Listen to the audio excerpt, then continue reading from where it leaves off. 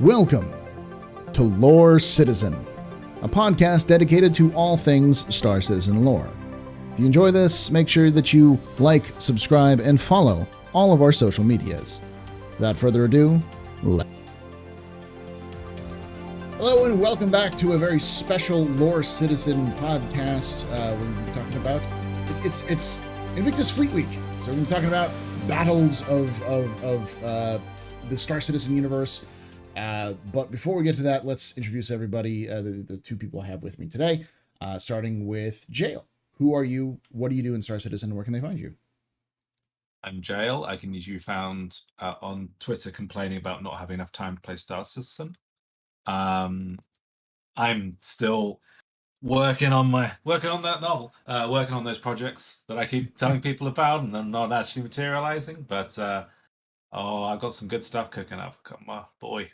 Anyway, no, I'm also like a bit of a alien languages nerd. Awesome. And it's Jale pretty much everywhere, right? Like Jale on Twitter, Jale on YouTube, that kind of stuff. Yeah, Jale. That's me. All right, and then we also have Al. Al could not make it because he was both had the flu and also in the middle of finals. So I asked for Kenan to join us again. Kenan, who are you? What do you do in Star Citizen? Where can they find you? I am Kenan. Thanks for having me on, though. I also go by Space Tomato. People might know me as that. And I generally make YouTube videos, but I also stream at times. I host a podcast, and I have an org, kind of. The garden. We do things. Yeah. Nice. All right. Well, like I said at the very beginning, we were going to talk a little bit about battles, because Invictus, for those of you who know about Invictus, is all about the Navy and the big events in the Navy, and there's a whole lore thing behind it that I'm not going to get into. I've actually done a video. In fact, I'm going to go bam, and you're going to see a little link that'll have my link to Invictus and kind of talking about the history of Invictus. And there you go. go get that right now. But we're going to start off with Jale. Jale, what is the battle that you have chosen for us to learn about today? I've chosen a really small but important battle from the First Tevarin War. And of the three we're going to talk about, is the earliest in the chronology. And the reason I chose this is because I think we're talking about the Navy, and we're going to talk a lot about like the big action, but I want to talk a bit about values and what the heroes that the Navy hold up as their heroes. So the battle I'm going to talk about doesn't actually have a name. I can't even tell you where it happened because we weren't given that detail.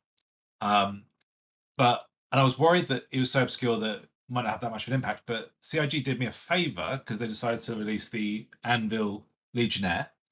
And this is a battle that involves boarding parties and the power of boarding parties and the damage that can do.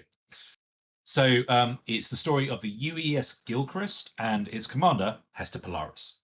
So we'll roll back the clock to the 2520s. So that's 430 years before the present day in the star system. And recalling our earlier videos about this time period of massive expansion, humanity going out into the stars, colonizing all these worlds over a couple of hundred years.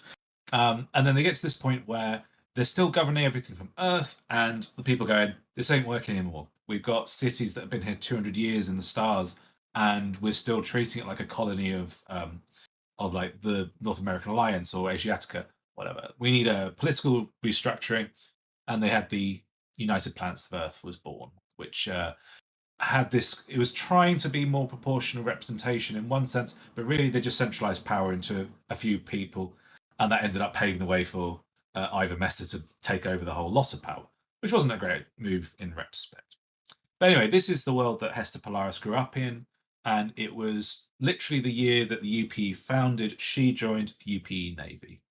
And she was from a family of explorers, actually, so she was real kind of sort of child of the age. So her first postings weren't glamorous. She was supervising terraforming operations, which were a massive industry at the time. But she had her first brush with history in 2530, when one such terraforming operation stumbled into the Xi'an First Contract, and she was part of the team that actually, in the palace incident, did the prisoner exchange to get the humans who were being held hostage back from the Xi'an. And for that, for her excellent service in that, she got a commendation, a promotion, and her own command, which was this small corvette called the Gilcrest. So 11 years later, humanity bumps into another alien race, but this one's a more trigger-happy one, and you get the first Tevarin War. So that was our first interstellar and interspecies war. And what's more, the UP didn't really start out winning. It was a fairly evenly matched war, as of course we'll discuss. But the Tevarin were particularly keen to use strategies of hit and run attacks, stealth, and were really famous for the boarding and dropship attacks with elite shock troops. So August 12th, 2543, the Gilcrest is doing a routine patrol, and reconnaissance had reported that this system was completely clear. In fact, there was a concealed Tevarin strike fleet, and by the time that the Gilcrest had detected this fleet, the Tevarin were already on board. They'd snuck up and boarded the Gilcrest. Now, what happened next is considered historically one of the most conspicuous acts of personal heroism and gallantry recorded in the First Tevarin War, or really probably any war in the Star Citizen fiction. So the Gilcrest was obviously numerically overwhelmed, and the bridge was besieged by these boarders that were all trying to get in to take control of the ship. But they hadn't reckoned with the commander, Hester Polaris. She was personally part of the team repelling these boarders, so literally sort of shooting down the corridor to keep people off, to keep the Tevarin off the bridge, while commanding these incredible, brilliant tactical moves where she was using the difficult environmental conditions of the system they fought in, implied to be some sort of like nebula or whatever, and just flipping that playbook on the Tevarin strategies and hitting and running on them and getting around and outmaneuvering them and so forth. So she was managing to keep this big fleet sort of off balance and out of position with only one ship. And she even managed to was going after these ships that were breaking away from this battle to go and attack human settlements in the area. So they were going, oh, we don't need to worry about this one ship. We can go and do our raiding, which is what we're here to do. And she was getting the Gilcrest in between the Tevarin and them, and just continuously putting the lives of those civilians up above hers and her crew. So by the time UP reinforcements arrived, the Gilcrest had destroyed 3 Tevarin capital ships, and the relief force, they were able to rout the rest in short order. But sadly, Hester Polaris, having been part of a firefight and while commanding a military action, had sustained mortal wounds, and she died shortly after battle. So it is a relatively small skirmish. We are talking about one ship versus a force of maybe, I don't know, it's not implied to have at least 3 capital ships. But it looms large in the mind of the Navy, because this is a battle that's sort of picked over by military strategists as a case study in asymmetric warfare, but also that she's sort of venerated as a real kind of exemplar of what the Navy wants their people to be: this brave leadership under pressure and completely selfless in putting sort of civilian life above their own. And that's why when in 2946 they wanted to launch a new corvette like the Gilcrest, they named it after her. So that's why the RSI Polaris is called the Polaris. It's after her, and of course its first ship of that line was the UES Polaris. So that's my favorite little battle to talk about. Awesome. Yeah. I'm trying to think. Yeah, for those of you who are more interested in some of this stuff, there's a specific type of shock troop that the Tevarin would use the Prowler. And the Prowlers were specifically used to invade. So it's not too unusual to think that, or too out of left field to think that Prowlers were the ones who delivered these like super elite shock troops to the Gilcrest to take it over, because that's literally what they did. They were very good at capital ship boarding without the capital ship knowing that they'd been boarded. So the fact that she was able to hold off like those troops, like the best of the best Tevarin troops had to offer, especially for like infiltration and capture of enemy capital ships, is pretty impressive. So I really do hope that we get more and more about the Tevarin. I know that they're probably going to be less substantial because we've eradicated so much of them. I don't know how much are left in the UE, or rather in the Star Citizen universe, but they're really interesting. Yeah. I think we'll hear plenty, because I think they're although yeah, you're right, they're going to be sparse. I I guess we'll see when we see the Xi'an, we only see the tip of the iceberg, whereas kind of the tip is all we have left of the Tevarin, perhaps. Right. Yeah. Yeah. I was gonna say we're likely gonna see like Tevarin in Squadron at some point, or one of the squadrons, just because they are also noted as being incredibly common in the military. Cool. So Good to hear. I think an interesting thing to note about also these boarding stuff is that the UPE didn't have Marines. They had the Army and the Navy, and then it was I think it was during or soon after the First Tevarin War, they said, okay, we need Marines, which almost seems like a response to sort of recognizing that those tactics really, really worked. yeah, actually, that's a good segue into mine, because my battle is the reason why the Marines were formed, because technically the Marines were already sort of a thing, but we'll go over this. So, as Jale pointed out with the First Tevarin War, the First Tevarin War caught the UPE very much off balance. They weren't ready. They didn't actually have a military. They had a couple of like professional military types, a couple of ships and sort of that the sort of thing. But that's one of the reasons why Invictus is celebrated, is because they needed a military. They needed a professional military. They didn't have it, so they had to build one very quickly right after the war had started. So as a result, the beginning of the Tevarin War went really badly for the UPE, and eventually it kind of stabilized into this more or less stagnant middle ground. But a general by the name of Trevor Borland, actually the High General, who's the one who's in charge of all the military for the UPE, was agonizing by 2544 that the war was starting to turn into a slow, grinding attrition war. And at that point, the UPE had already lost the Idris system. The Centauri system was constantly getting attacked, and they'd pushed forces all as far back as the Pharaon system.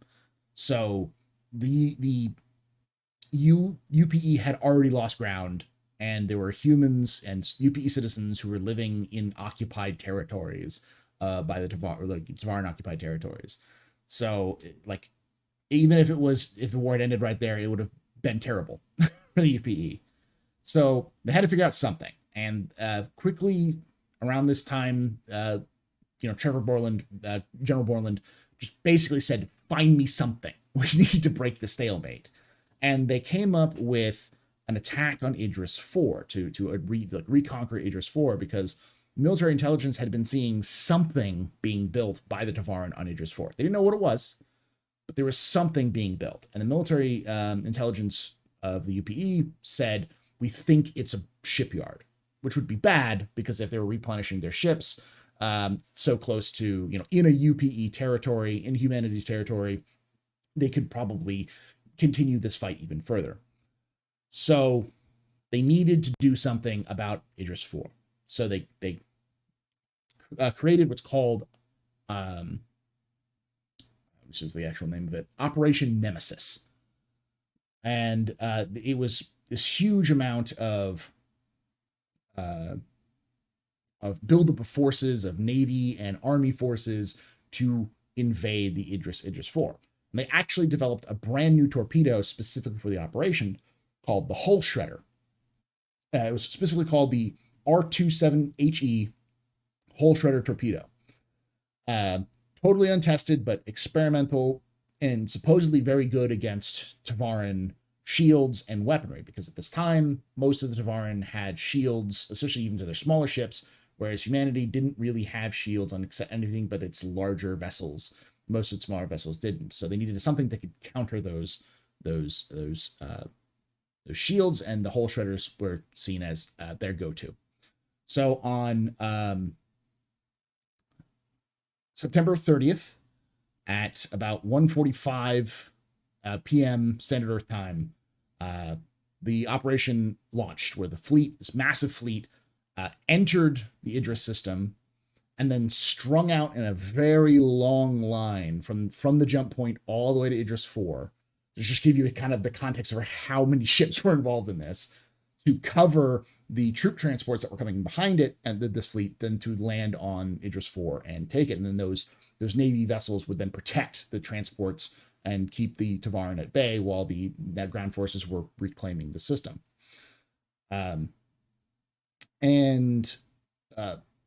This started out pretty well. It worked out pretty well.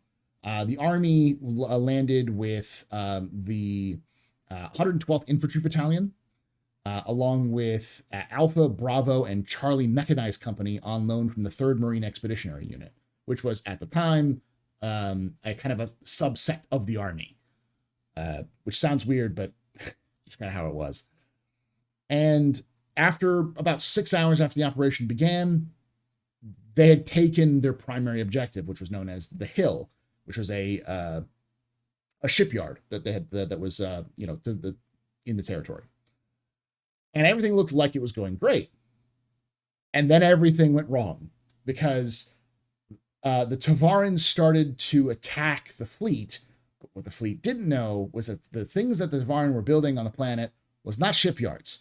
It was ground to space orbital defense lasers systems, defense systems. And so the Navy fleet in orbit was just getting shredded and they couldn't respond. On top of that, the one that happened, the Tevarin on the ground assaulted the Hill to try to take it back from the UPE, and the Tevarin fleet attacked at the same time. And to add insult to just this mountain of injury, the whole shredder torpedoes didn't work. Most of them blew up in the tubes and destroyed the ships they were supposed to be firing in the first place. So everything was going wrong. And in the process, you had Tio Koshi, who was the colonel who's in charge of the whole ground operation. He died. And shortly after he had perished, pretty much Michael Corley, there you go. He took over and trying to figure out how to get them out. And then a sniper killed him. So, and by this time, the Marines had been completely ripped apart. There was only 50% of their forces were left. So all of this left to a young, ambitious captain named Ivor Mezer, who was the remaining person in command. He was the most highest ranking officer left on the ground.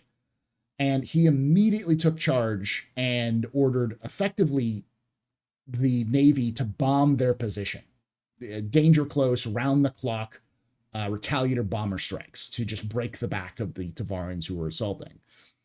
He set up ambush points. He rallied everyone together to kind of do what they needed to do. And he grabbed a young sergeant who was, as far as I know, he was a Marine named Adam Core. And he told him to get an infiltration team together.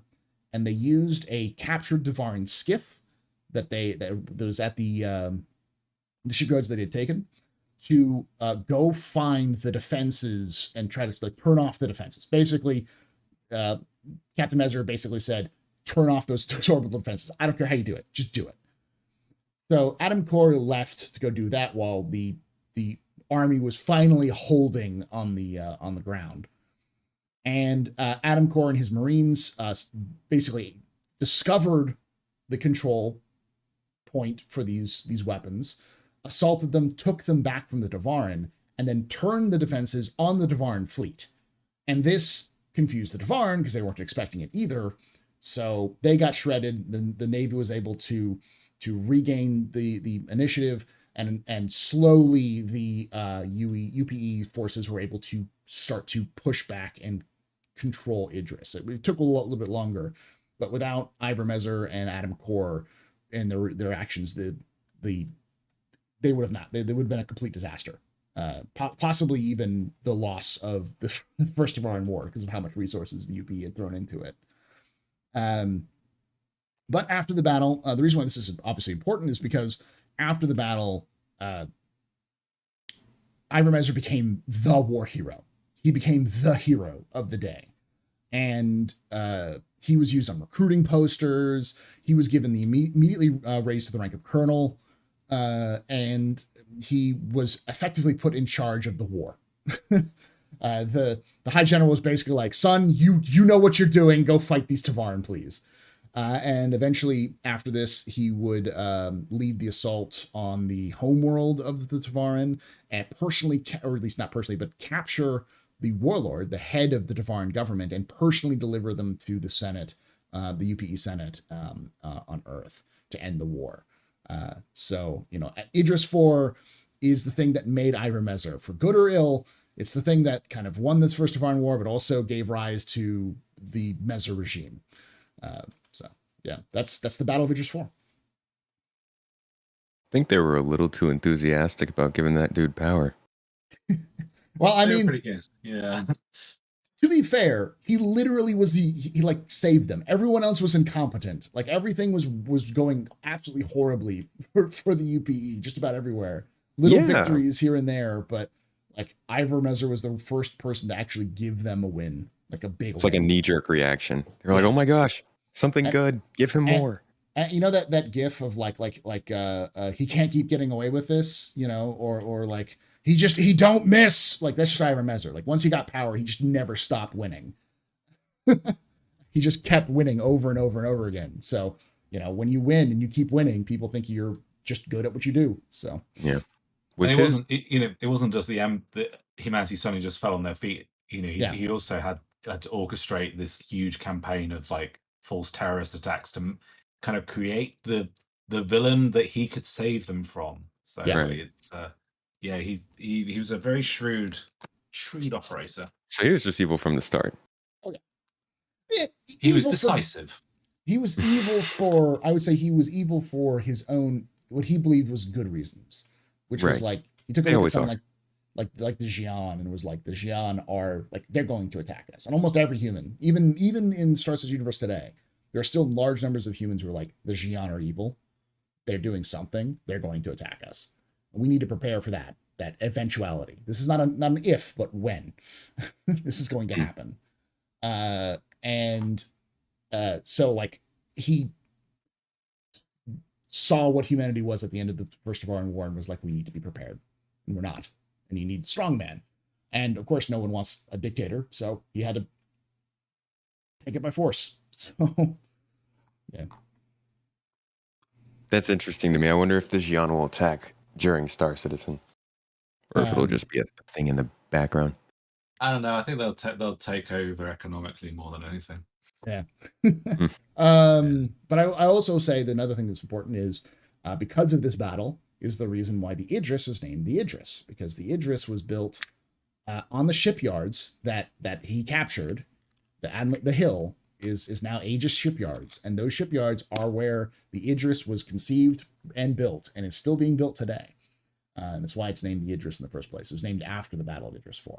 In fact, he was at the launch of the Idris, and he gave a speech about it, about like what humanity has won in Idris, the freedom humanity won in Idris. So there's also I know this is like a pedant point, but you mentioned one of like the little Lord trivia pieces, which you see people say that's wrong. They did something wrong there, and it's like, no, they just deliberately did something kind of a little bit sort of irritating, which is the whole thing that the UEE Marines were part of the army before splitting off, and people say that's wrong because Marines are always part of the Navy. France, Australia, Denmark, Marines part of the army. That's unusual, certainly, but I think they were sort of deliberately being a little bit contrarian, maybe when they wrote that bit. Yeah. I knowing enough about the lore team, they probably just like, this is a weird thing. Those other countries are part of the army, so why not? And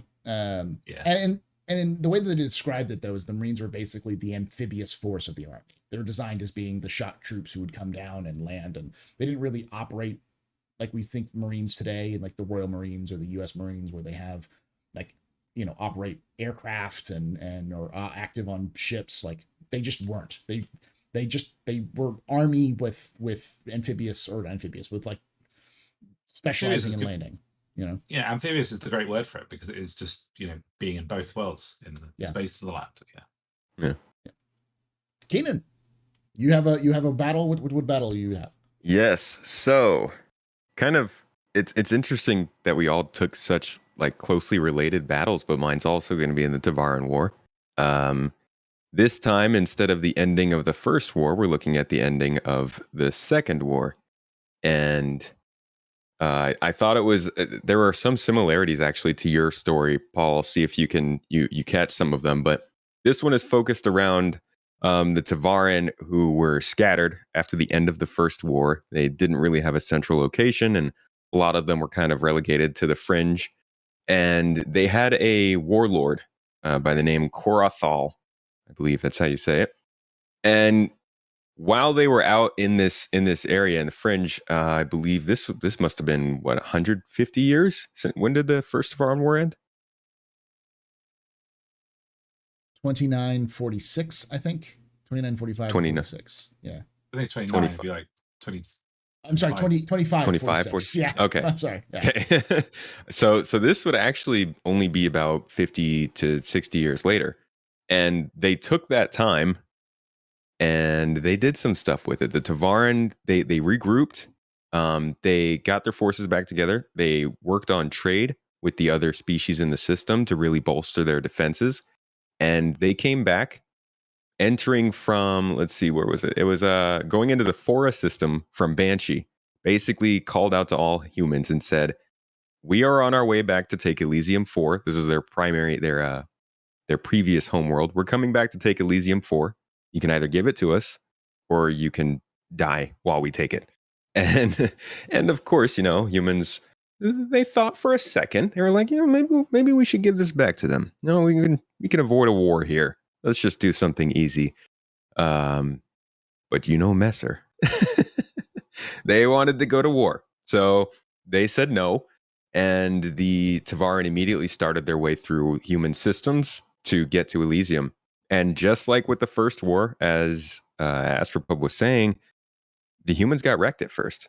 They actually, while they had fought and beaten the Tevarin back the first time, they underestimated how much the Tevarin had really done in terms of, like I said, the trade and the preparation, and just making sure they were ready to go up against the humans. And so they were rolling through for about 7 years, just rolling through human system after human system. They weren't taking planets or anything like that. They were on a journey.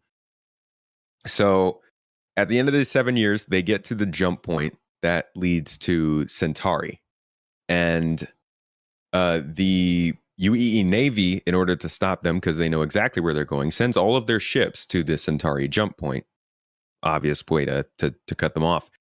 At this point, the Tevarin finally decide, well, you know what? We've been ignoring these planets, but now they're kind of blocking us. Let's just go attack the planets. So they went to the local planets in this system that they were in. This would have been the Elysium jump point. Or sorry, no, I got this wrong. This would have been the Elysium jump point that they're using. They're in the Centauri system. And they got 2 different planets in Centauri were attacked by the Tevarin. Many innocents were killed, and just in general, it was not a great time for them. So clearly the Navy had to make a decision here. They had to split their group in 2. One to stay back by the jump point, headed by the UEES Countenance, and the other group, which was the much larger one, would go to the planets to try and stop the Tevarin from wreaking havoc on the innocent civilians. So at this point in the story, and I'll kind of do the same, it takes a moment to explain the significance of the UEES Countenance. And a lot of people who are interested in Star Citizen will immediately peek up to the point that this is where Squadron 42 was originally, or maybe not originally, but at this time was, I guess, serving. They were on board this ship, and it was actually not considered a great place to be. Squadron 42 was a place for misfits, a place for people who didn't have a great time listening to authority. They were good. They did their job very well, but they just were they caused trouble. So they would put them in this Squadron 42, and they would give them unimportant jobs. And because they put too much money into the training for these people, into the equipment, and getting them to be a great killer. So they would leave them in this Squadron 42. And at this time, they were under Captain Dunlevy. And she was great at her work. she saw Squadron 42. She saw the people who were in it. She recognized their talents and their abilities, and she experimented with them to find out how could she make them actually do the things that they were so good at without being a-holes. And the first thing she said was, go take out the ship's shields and do it however you can. I don't care how you do it, just do it. They went and they did it immediately. They got it done incredibly fast, and they were very efficient. And she realized it's not about holding their hands to get through the task. It's just about giving them the task and letting them do it. So she took this opportunity when the UEE Navy was holding this jump gate, basically the last stand. This was their last chance to stop the Tevarin from coming back to Elysium and taking everything back. And she said, let's try a plan. I've got an idea. I want you to try it and just hear me out. And I really like this point. Admiral Fraser, who was in charge of the countenance at the time, was asked later why she went along with this crazy Squadron 42 plan. He replied, I was tired. It's just because they had just been getting pushed back system after system after system.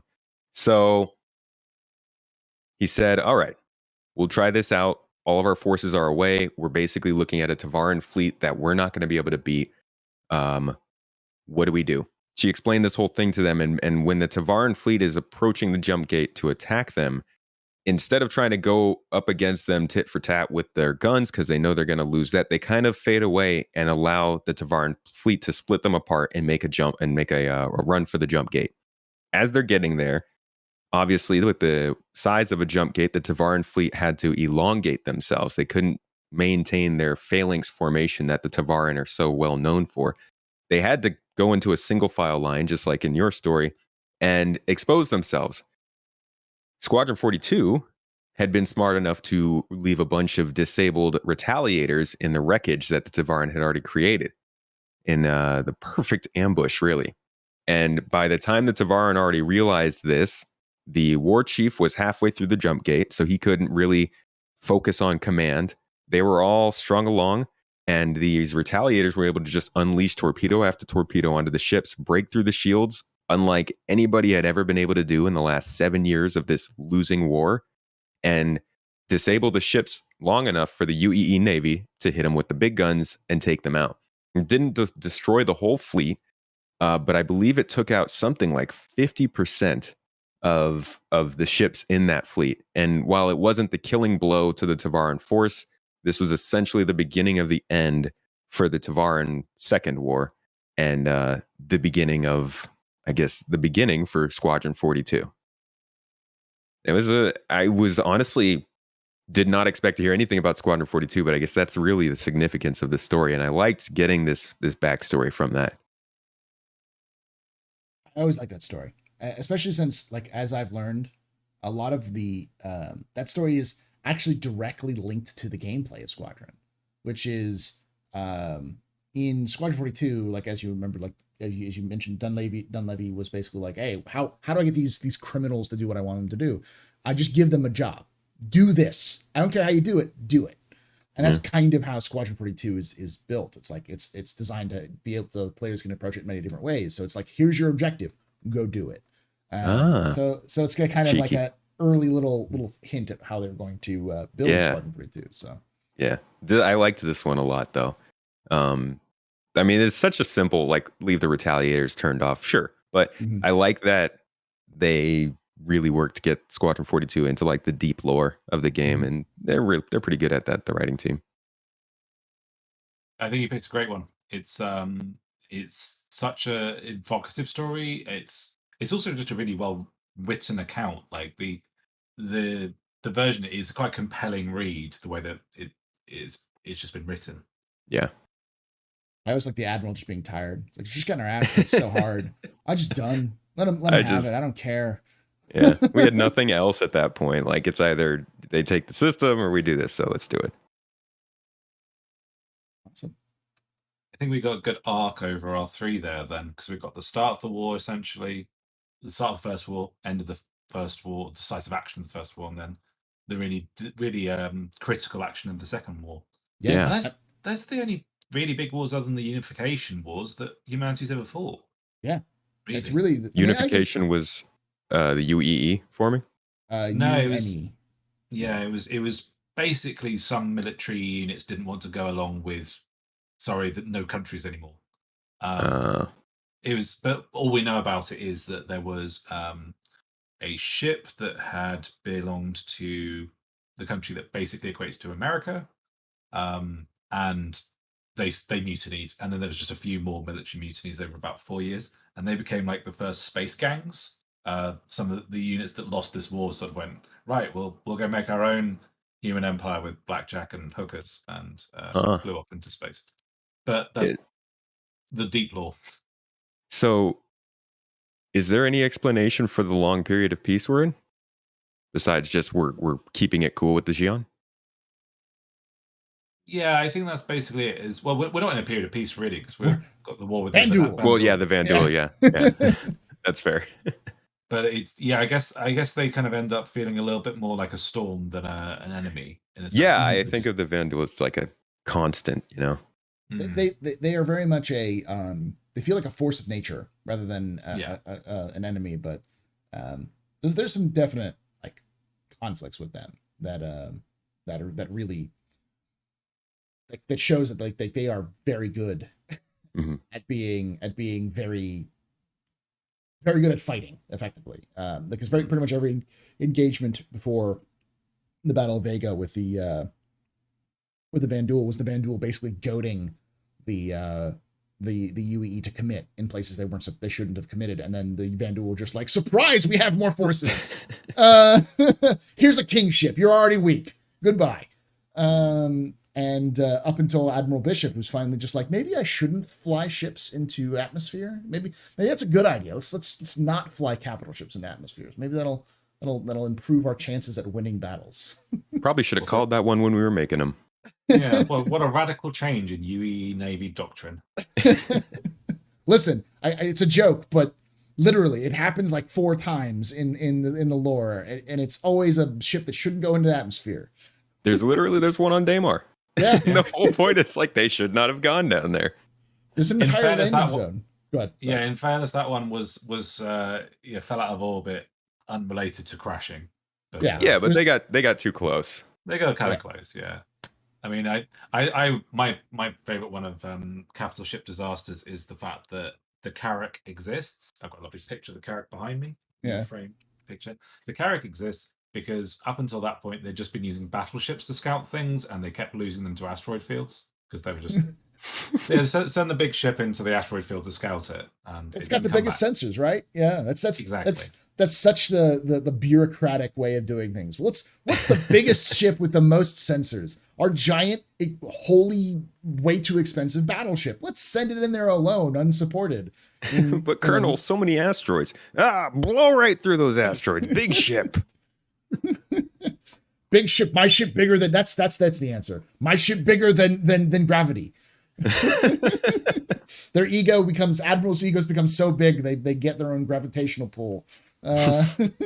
We use the asteroids. All right, yeah.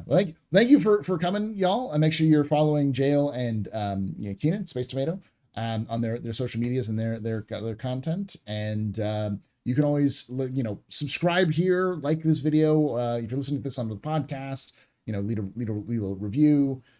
It's always good to have more people listen to this and spread the word. If you think other people might like these things, spread it out. It helps a lot to get more people involved. All 3 of us would like to see more people involved in the lore anyways. And trust us when I say that knowing the lore now is going to be good for not too distant future, because There's going to be a lot. Yes, the stuff's starting to pile up. So, and like I say every time, I always do the wrong one. Like I always say, remember, ex historia ad astra.